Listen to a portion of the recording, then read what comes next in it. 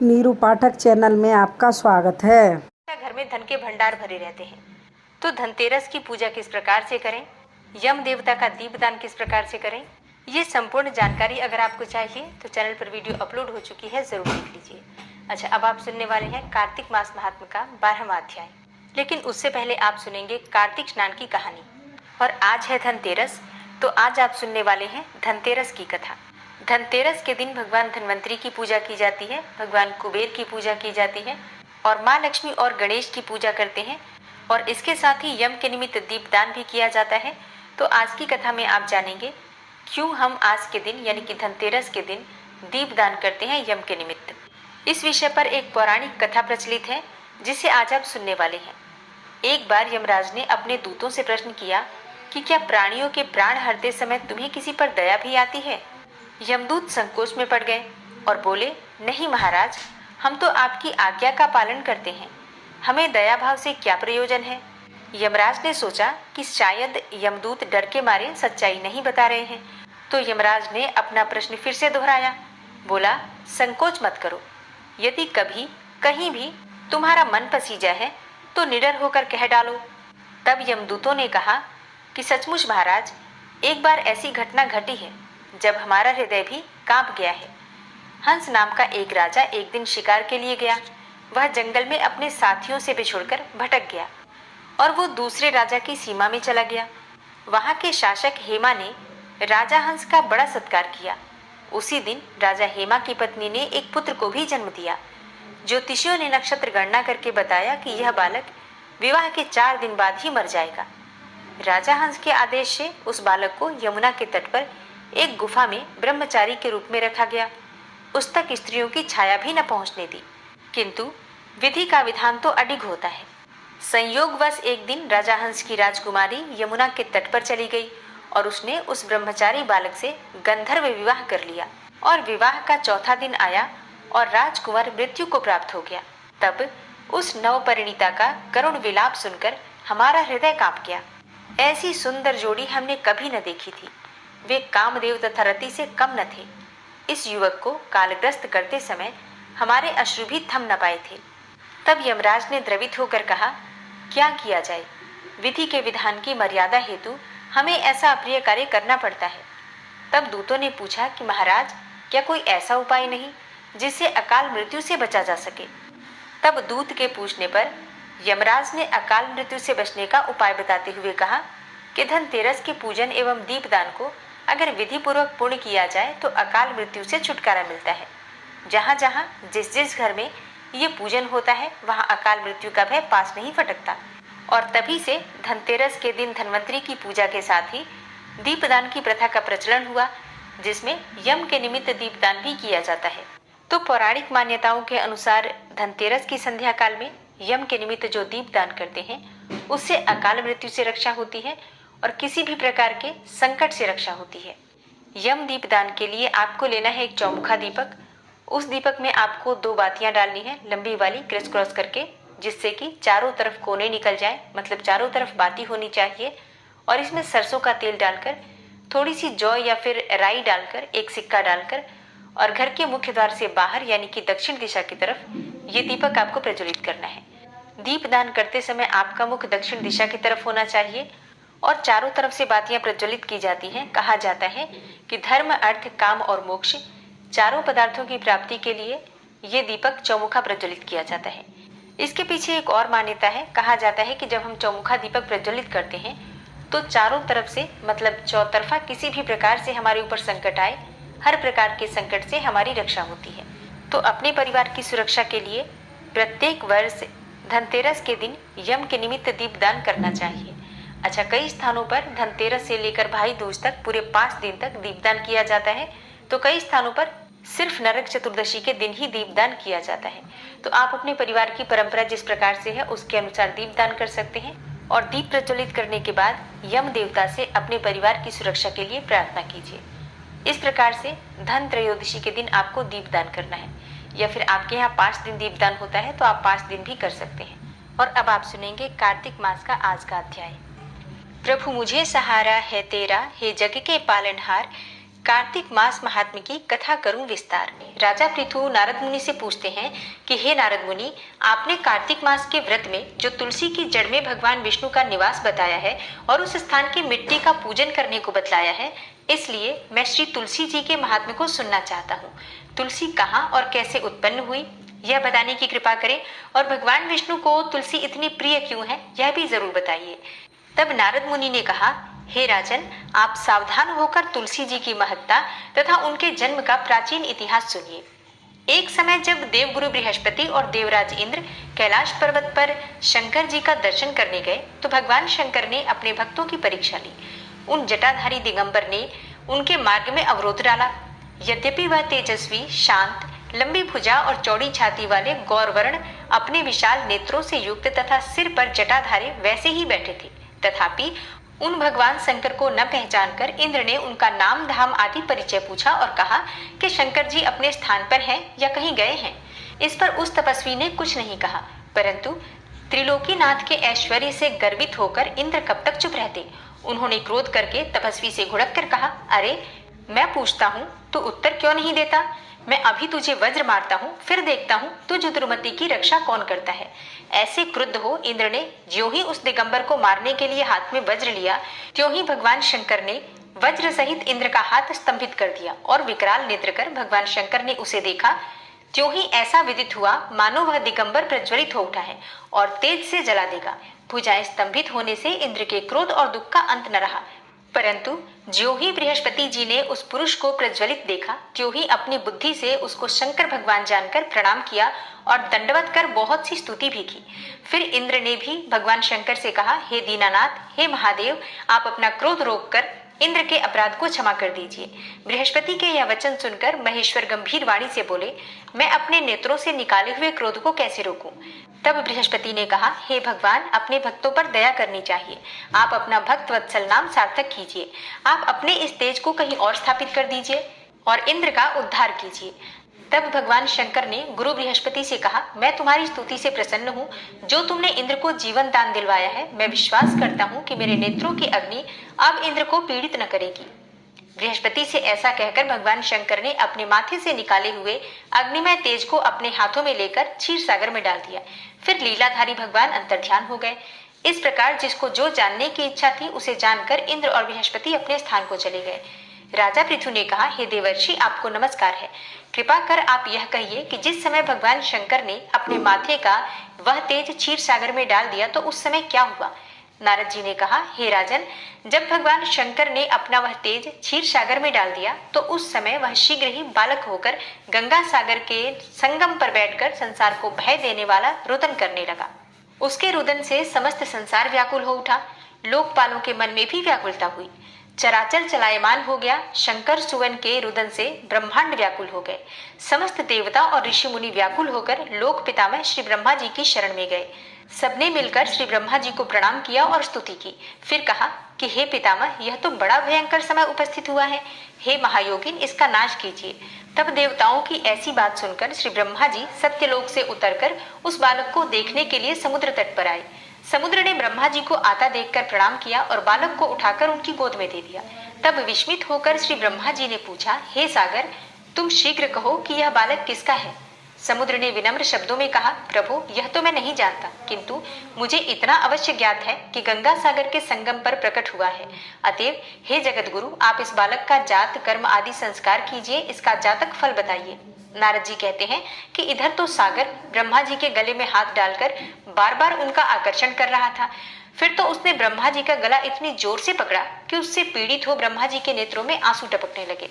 किसी प्रकार से ब्रह्मा जी ने अपने दोनों हाथों का जोर लगाकर अपना गला छुड़ाया और सागर से कहा, हे सागर, सुनो, मैं तुम्हारे पुत्र का जातक फल कहता हूँ। मेरे नेत्रों से जो यह जल निकला है, इसका कारण इसका नाम जलंधर होगा। यह उत्पन्न होने के साथ ही तरुण हो गया है। इससे यह सब शास्त्रों का पारगामी, महापराक्रमी, महावीर, बलवान, महायोद्धा और रण दुर्मद होगा। यह बालक सब दैत्यों का अधिपति और भगवान विष्णु को जीतने वाला होगा तथा यह कहीं भी नहीं हारेगा। एक भगवान शंकर को छोड़कर यह सबसे अवध्य होगा।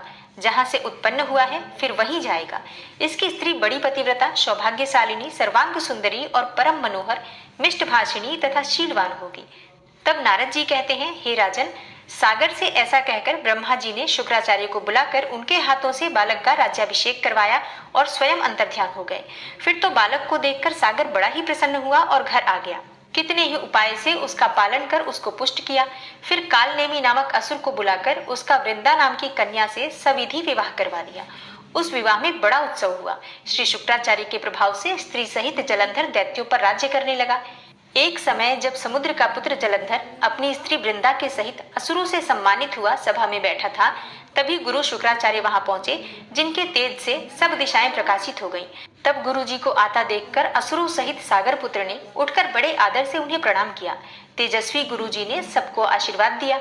फिर उनको एक दिव्य आसन पर बैठाकर सब दैत्य भी यथास्थान पर बैठ गए और सागर पुत्र ने नम्रता से यह प्रश्न किया, हे गुरु जी, राहु का सिर किसने काटा था? आप हमें यह बताएं।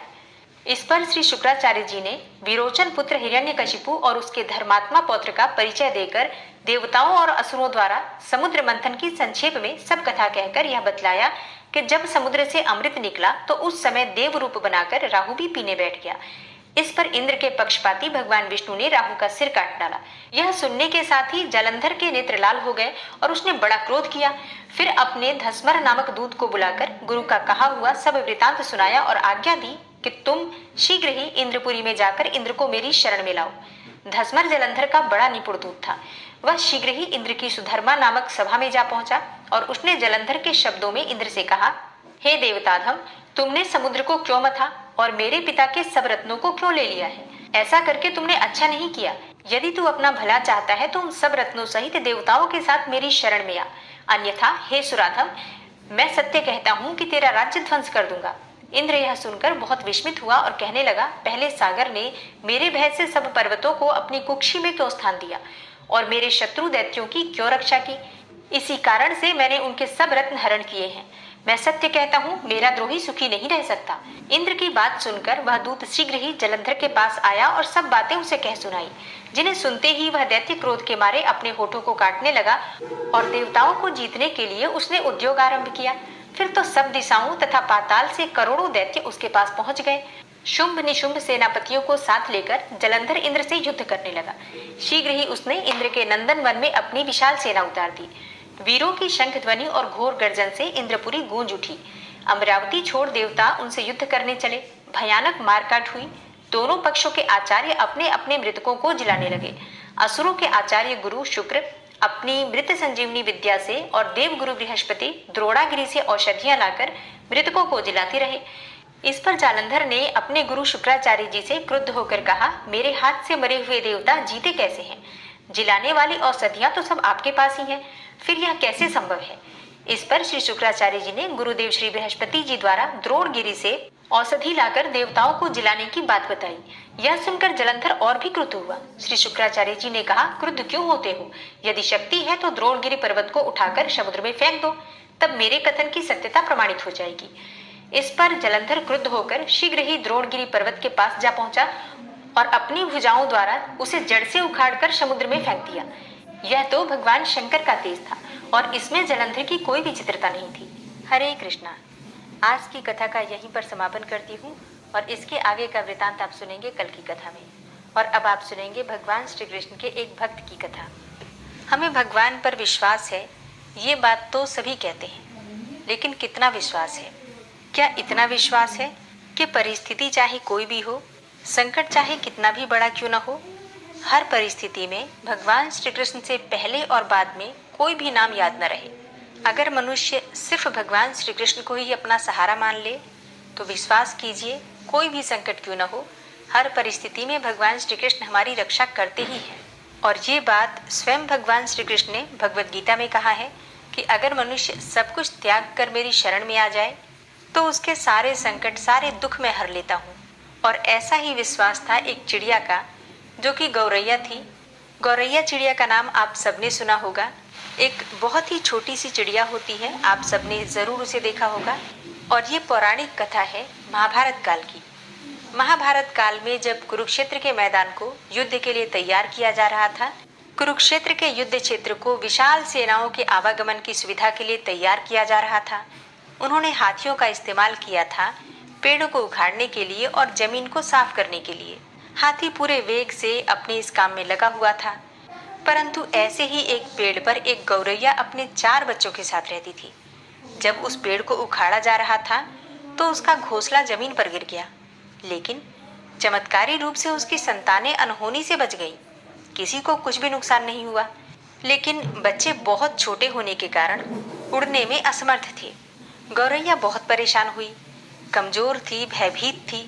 अब गौरैया मदद के लिए इधर उधर देखती रही। तभी उसने कृष्ण को अर्जुन के साथ वहां आते हुए देखा। वे युद्ध के मैदान की जांच करने और युद्ध की शुरुआत से पहले जीतने की रणनीति तैयार करने के लिए वहां गए थे।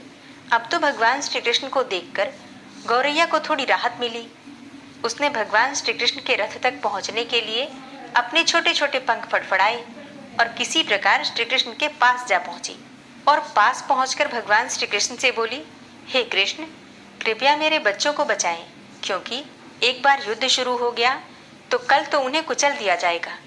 सर्वव्यापी भगवान बोले, मैं तुम्हारी बात सुन रहा हूँ, लेकिन मैं प्रकृति के कानून में हस्तक्षेप नहीं कर सकता। गौरैया ने कहा, हे भगवान, मैं जानती हूँ कि आप ही मेरे उद्धार करता है।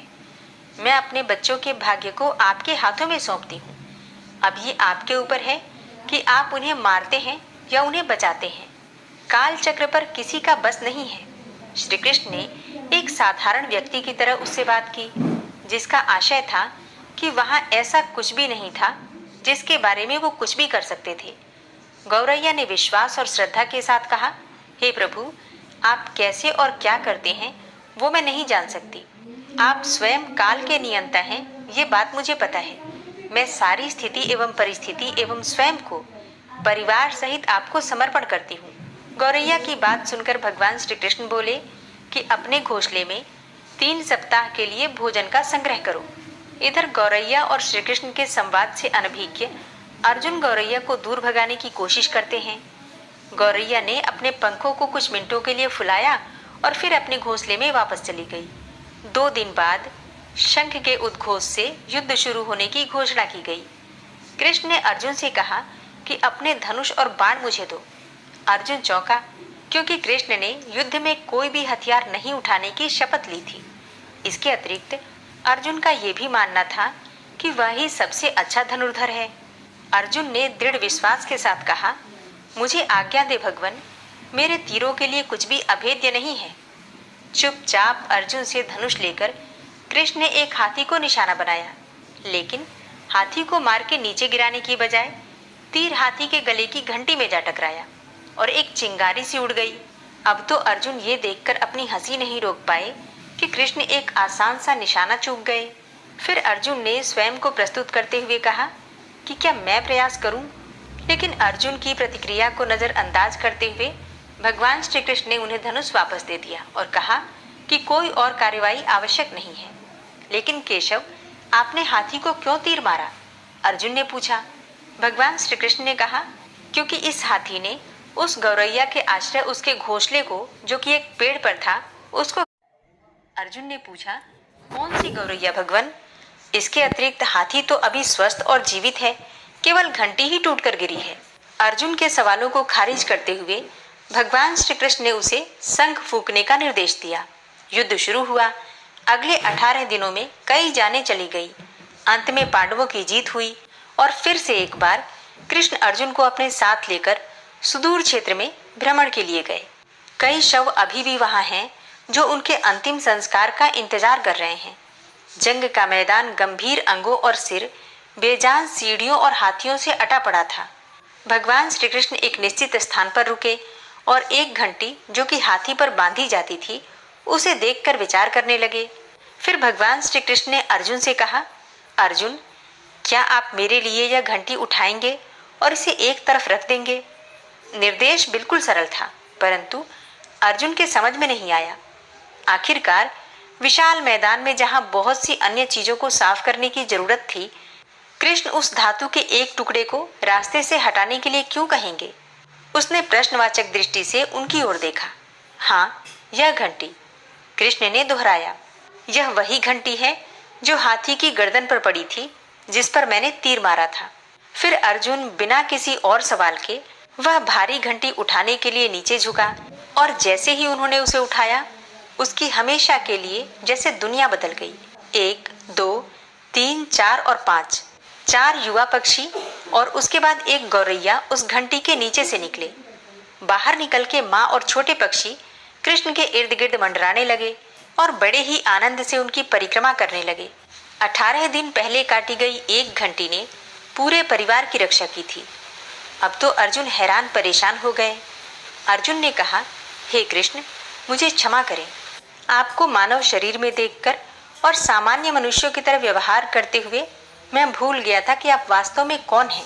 इस कथा का सार ये है कि जिस प्रकार से गौरैया ने अपने आप को और अपने पूरे परिवार को भगवान श्री कृष्ण को ही समर्पित कर दिया और फैसला उन्हीं के हाथों में छोड़ दिया और फिर चुपचाप उस घंटी के नीचे पड़ी रही पूरे 18 दिनों तक, तो आइए हम भी तब तक इस घंटी के नीचे विश्राम करें जब तक कि ये हमारे लिए उठाई न जाए। आज की कथा अगर आपको पसंद आई हो तो वीडियो को लाइक करने के साथ ही शेयर भी जरूर कीजिएगा।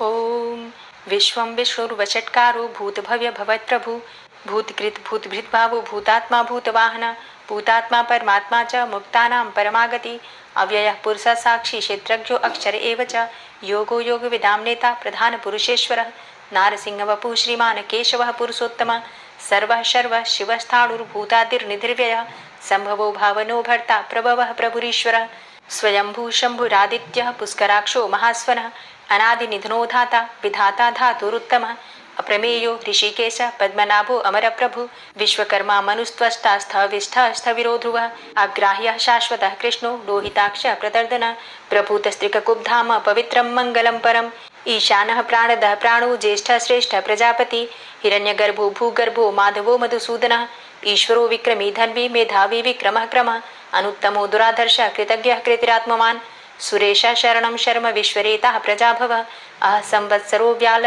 प्रत्ययः सर्वदर्शनः अजः सर्वेश्वर सिद्ध सिद्धे सर्वादिर्च्युतः वृषाकपिर्मेयात्मा सर्वयोग विनिश्रितः वसुर्वसुमना सत्य समात्मा संमितः समः अमोघ पुंडरीकाक्षो वृषकर्मा वृषाकृतिः रुद्रो बहुशिरा बभ्रुर्विश्वयोनिः शुचिश्रवः अमृतः शाश्वतस्थाणुर्वरारोहो महातपः सर्वगः सर्वविद्भानुर्विश्वक्सेनो जनार्दनः वेदो वेदविद्व्यङ्गो वेदांगो वेदवित्कविः लोकाध्यक्ष सुराध्यक्षो धर्माध्यक्ष कृताकृतः चतुरात्मा चतुर्व्यूहश्चतुर्द्रष्टश्चतुर्भुजः भ्राजेष्णुर्भोजनं भोक्ता सहिष्णुर्जगदाति च अनघो विजयो जेता विश्वयोनिः पुनर्वसु उपेन्द्रो वामनः प्रांशुर्मोघः शुचिरुर्जितः अतीन्द्रः संग्रहः सर्गो धृतात्मा नियमो यमः वेद्यो वैद्यः सदा योगी वीरः माधवो मधु अतीन्द्रियो महामायो महोत्साहो महाबलः महाबुद्धिर्महावीर्यो महाशक्तिर्महाद्युतिः अनिर्देश्य वपु श्रीमान मेयात्मा महाधृतिर् महिश्वासो महीभर्ता श्रीनिवास सतां गति अनिरुद्ध सुरानंदो गोविंदो गोविंदांपति मरीचिर्दमनो हंस सुपर्णो भुजगोत्तम हिरण्यनाभ सुतपा पद्मनाभ प्रजापति अमृत्यु सर्वदिक्सिंह संधाता संधिमान स्थिर अजो दूर्मर्षण शास्ता विश्रुतात्मा सुरारिहा गुरुर्गुर्तमो धाम सत्य सत्य पराक्रम निमिषो अनिमिषो श्रग्वी वाचस्पति रुदारधि अग्रणिर्ग्रामणी श्रीमान न्यायो नेता समीरण सहस्रमूर्धा विश्वात्मा सहस्राक्ष सहस्रपात आवर्तनो निवृत्तात्मा संवृता संप्रमर्दन अह संवर्तको वह निर्निलोधरणीधर सुप्रसादः प्रसन्नात्मा विश्वदृक् विशुभुग् विभु सत्कर्ता सत्कृतः साधु जहर्नुर्नारायणो नरः असंख्येयो अप्रमेयात्मा विशिष्ट शिष्टकृच्छुवि सिद्धार्थ सिद्ध संकल्प सिद्धिदः सिद्धि साधनः वृषाहि वृषभो विष्णुर्विष्पर्वा वृषोदरः वर्धनो वर्धमानश्च विविक्तः श्रुतिसागरः सुभुजो दूर्धरो वाग्मी महेन्द्रो वसुदो वसु नैकरूपो बृहद्रूप शिपिविष्टः प्रकाशनः ओजस्तेजो द्युतिधरः प्रकाशात्मा प्रतापनः रिद्धस्पष्टाक्षरो मन्त्रश्चन्द्रांशुर्भास्करद्युतिः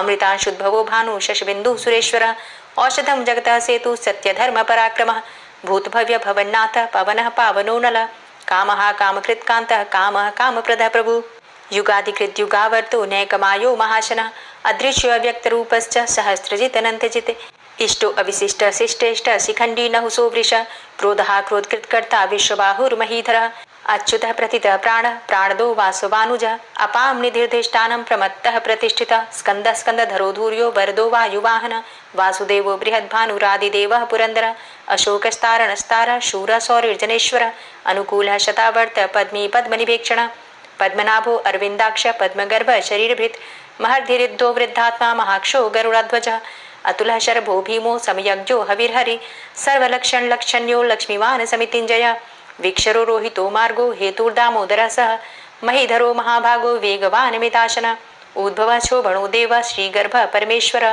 करणं कारणं कर्ता विकर्ता गहनो गुह व्यवसायो व्यवस्थान संस्थान स्थान दो ध्रुव परर्थी परमस्पस्तुष्ट पुष्ट सुभेक्षण रामो विरामो विरजो मार्गो नेयो नयोनय वीर शक्तिमतां श्रेष्ठो धर्मो धर्म विदुत्तम वैकुंठ पुरुष प्राण प्राणदः प्रणव पृथु हिरण्यगर्भ शत्रुघ्नो व्याप्तो वायुरुधोक्षज ऋतु सुदर्शन काल परमेष्ठी परिग्रह उग्र संवत्सरो दक्षो विश्रामो विश्वदक्षिण विस्तारस्थावरस्थाणु प्रमाणं बीजमव्ययम् अर्थो अनर्थो महाकोशो महाभोगो महाधन अनिर्विण्ण स्थविष्टभू धर्मयुपो महामख नक्षत्रनेमिर नक्षत्री क्षमा क्षाम समीहन यज्ञ इज्जो महेज्यश्च क्रतुसत्रं सतां गतिः सर्वदर्शी विमुक्तात्मा सर्वज्ञो ज्ञानमुत्तमं सुव्रतः सुमुखः सुष्मा सुघोषः सुखदः सुहृतः मनोहरो जित्क्रोधो वीरबाहुर्विदारणः स्वापनः स्ववसो व्यापी नैकात्मा नैककर्मकृत् वत्सरो वत्सलो वत्सी रत्नगर्भो धनेश्वरः धर्मगुप्त धर्मकृत धर्मी सदसक्षरमक्षरम् अविज्ञाता सहस्रांशुर्विधाता कृतलक्षणः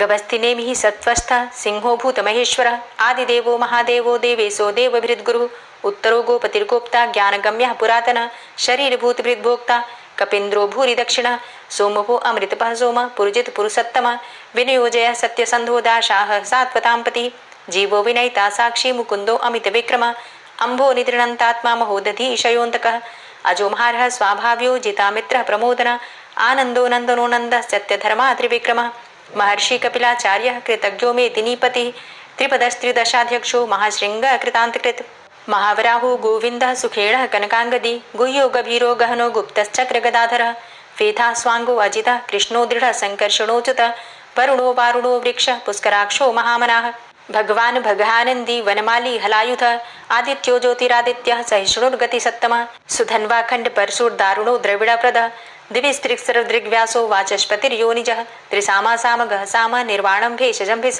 संन्यासकृत क्षमः शांतो निष्ठा शांतिः परायणं शुभांगः शांतिदः स्रष्टा कुमुदः कुवलेशय गोहितो गोपतिर्गोप्ता वृषभाक्षो वृषाप्रिया अनिवर्ति निवृतात्मा संक्षेप्ता चेमकृच्छिव श्रीवत्सवक्षा श्रीवास श्रीपति श्रीमतांबर श्रीद श्रीश श्रीनिवास श्रीनिधि श्रीविभावन श्रीधर श्रीकर श्रेय श्रीमान लोकत्रयाश्रय स्वक्ष स्वंग शतानंदो नंदिर्ज्योतिर्गणेश्वर विजितात्मा विधेयात्मा सत्कीर्तिश्छिन्न संशय उदीर्ण सर्वतक्षसुर निशा शाश्वत स्थिर भूषयो भूषणो भूतिर्विशोकः शोकनाशन अर्चिष्मानर्चित कुंभो विशुद्धात्मा विशोधन अनिरुद्धो अप्रतिरथ प्रद्युम्नो अमित विक्रम कालिनेमि निहावीर शौरी सूर्जनेश्वर त्रिलोकात्मा त्रिलोकेशः केशवः केशिहारी कामदेवः कामपालः कामीकान्तः कृतागमः अनिर्देशवपुर्विष्णोर्वीरो अनन्तो धनञ्जयः ब्रह्मण्यो ब्रह्मकृत् ब्रह्मा ब्रह्म ब्रह्म विवर्धन ब्रह्मविद् ब्राह्मणे ब्रह्मी ब्रह्मज्ञो ब्राह्मण प्रिय महाक्रमो महाकर्मा महातेजा महुरगः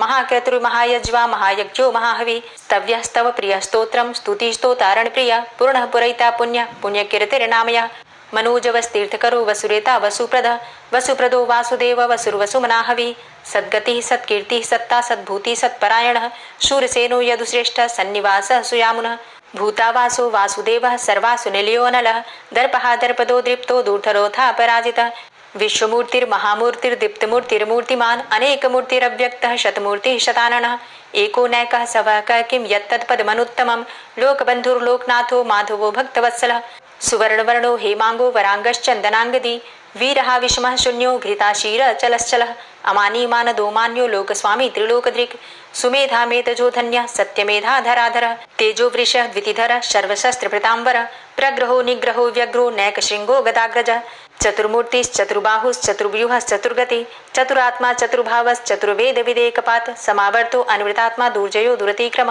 दुर्लभो दुर्गमो दुर्गो दुरावासो दुरारिहा शुभांगो लोक सारंग सुतंतुस्तंतु वर्धन इंद्रकर्मा महाकर्मा कृतकर्मा कृतागम उद्भव सुंदर सुंदो रत्ननाभ सुलोचन अर्को वाजसना श्रृंगी जयंत सर्वविजयी सुवर्ण बिंदु रक्षोभ्य सर्वभागीश्वरेश्वर महाहृदो महागर्तो महाभूतो महानिधि कुमुदः कुंदरः कुंदः पर्जन्यः पावनो नीलः अमृताशो अमृतवपुः सर्वज्ञः सर्वतोमुख सुलभः सुव्रतः सिद्धः शत्रुजित् शत्रुतापन न्यग्रोधो दुम्बरो अस्वस्थश्चाणुरान्ध्रनिषूदनः सहस्रार्चिः सप्तजिह्वः सप्तैधा सप्तवाहन अमूर्तिरणघो अचिन्त्यो भयकृद् भयनाशनः अणुर्बृहत् कृशस्थूलो गुणभृन्निर्गुणो महान् अधृत स्वधृत स्वास्य प्राग्वंशो वंशवर्धनः भारभृति कथितो योगी योगी स सर्वकामद आश्रम श्रमण छाम सुपर्णो वायुवाहन धनुर्धरो धनुर्वेदो दण्डोदमयितादम अपराजितः सर्वसहो नियन्ता नियमो यमः सत्ववान् सात्विकः सत्य सत्यधर्मपरायण अभिप्रायः प्रियार्होरः प्रियकृत् प्रीतिवर्धनः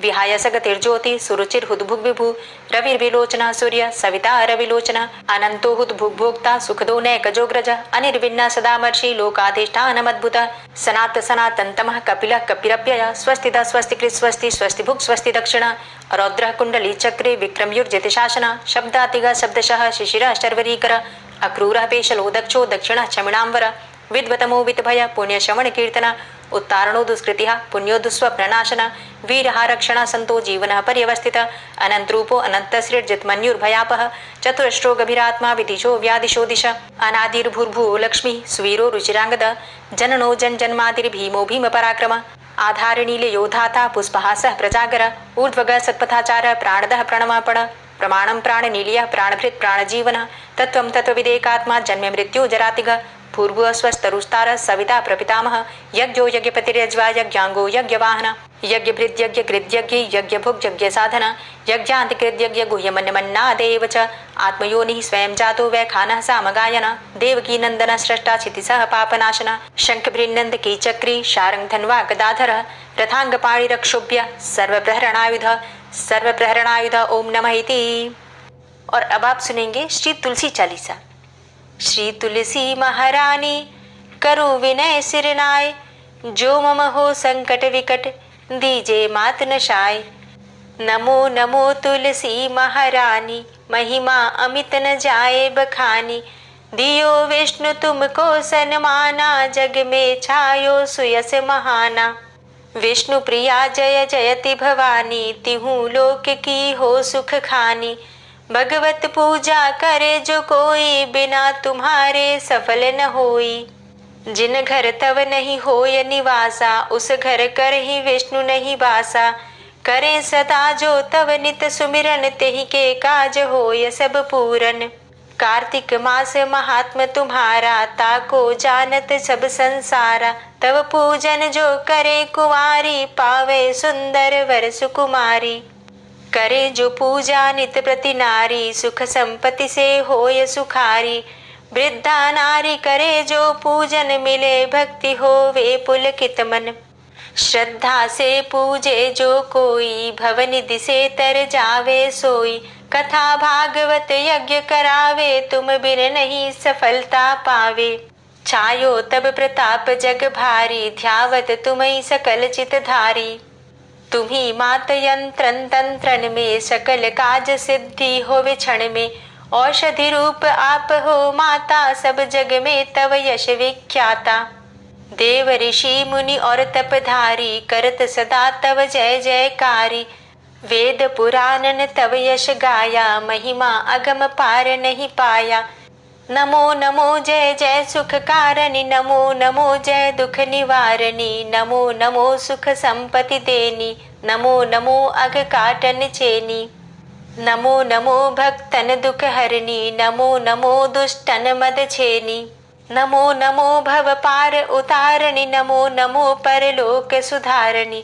नमो नमो निज भक्त उबारणी नमो नमो जन काज सवारणी। नमो नमो जय कुमति नशावनी नमो नमो सब सुख उपजावनी। जयति जयति जय तुलसी माई ध्याऊं तुमको शीश नवाई। निज जन जानी मोहि अपनाओ बिगड़े कारज आप बनाओ। करूं विनय मैं मात तुम्हारी पूर्ण आशा करहु हमारी। शरण चरण कर जोरी मनाऊं निश दिन तेरे ही गुण गाऊं। करहु मात अब मोह पर दाया निर्मल होए सकल मम काया। मांगू मात यही बर दीजे सकल मनोरथ पूर्ण कीजे। जानू नहीं कछु नेम आचारा क्षमहु मातु अपराध हमारा। 12 मास करे जो पूजा तासम जग में और नहीं दूजा। प्रथम ही गंगा जल मंगवावे फिर सुंदर स्नान करावे। चंदन अक्षत पुष्प चढ़ावे धूप दीप नैवेद्य लगावे। करें आचमन गंगा जल से, ध्यान करें हृदय निर्मल से, पाठ करें फिर चालीसा की, स्तुति करें मात तुलसा की। यह विधि पूजा करे हमेशा, ताके तन नहीं रहे कलेशा। करे मास कार्तिक का साधन, सोवे नित पवित्र हुई जाहि। है यह कथा महासुखदाई, पढ़े सुने सो भव तर जाई। यह श्री तुलसी चालीसा, पाठ करे जो कोई, गोविंद सो फल पावही, जो मन इच्छा होय। तुलसी चालीसा संपूर्ण। और अब आप सुनेंगे तुलसी महारानी की आरती। तुलसी महारानी नमो नमो, हरि की पटरानी नमो नमो। तुलसी महारानी नमो नमो, हरि की पटरानी नमो नमो। धन्य तुलसी पूर्ण तप कीनो, धन्य तुलसी पूर्ण तप कीनो। शालिग्राम की बनी पटरानी नमो नमो। तुलसी महारानी नमो नमो, हरि की पटरानी नमो नमो।